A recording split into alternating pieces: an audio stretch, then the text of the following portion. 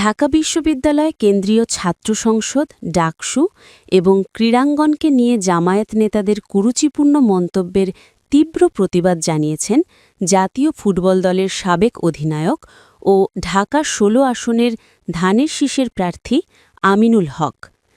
সোমবার সকালে মিরপুর ৬ এলাকায় নির্বাচনী প্রচারণার পঞ্চম দিনের গণসংযোগে তিনি বলেন, ঢাকার মতো ঐতিহ্যবাহী প্রতিষ্ঠানকে মাদকের আড্ডাখানা ও বেশ্যাখানা বলা কেবল বিকৃত মানসিকতার মানুষের কাজ।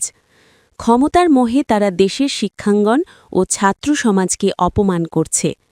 তিনি জামায়াত নেতাদের এ ধরনের অসংলগ্ন, উস্কানিমূলক ও কুরুচিপূর্ণ বক্তব্যের লাগাম টানার আহ্বান জানান এবং বলেন, ১২ই ফেব্রুয়ারি জনগণ ব্যালটের মাধ্যমে এই অপমানের জবাব দেবে। এছাড়া আমিনুল হক ঢাকা বিশ্ববিদ্যালয়ের খেলার মাঠে কিশোরদের অমানবিক আচরণের ঘটনা কঠোরভাবে নিন্দা জানান। তিনি বলেন, খেলার মাঠ হবে আনন্দ ও সুস্থ বিনোদনের জায়গা, কখনোই শাস্তির ময়দান নয়। শিশুদের সঙ্গে এমন আচরণ গ্রহণযোগ্য নয়। গণসংযোগে তিনি মিরপুর এলাকার দীর্ঘদিনের গ্যাস ও পানির সংকট, ভাঙা রাস্তা সংস্কারসহ সার্বিক অবকাঠামো উন্নয়নের পরিকল্পনা তুলে ধরেন। পাশাপাশি কারিগরি শিক্ষা ও ফ্রিল্যান্সিংয়ের মাধ্যমে তরুণদের স্বাবলম্বী করার অঙ্গীকার করেন এবং জনগণকে ধানের শীষ প্রতীকে ভোট দিয়ে মানবিক, গণতান্ত্রিক ও মাদকমুক্ত সমাজ গঠনে অংশগ্রহণ করার আহ্বান জানান।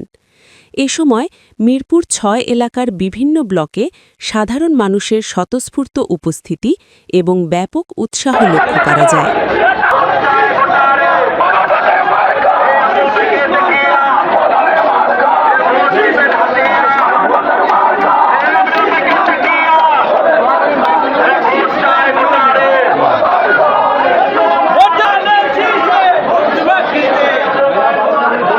সবাই দাঁড়ান, আমি নিবনে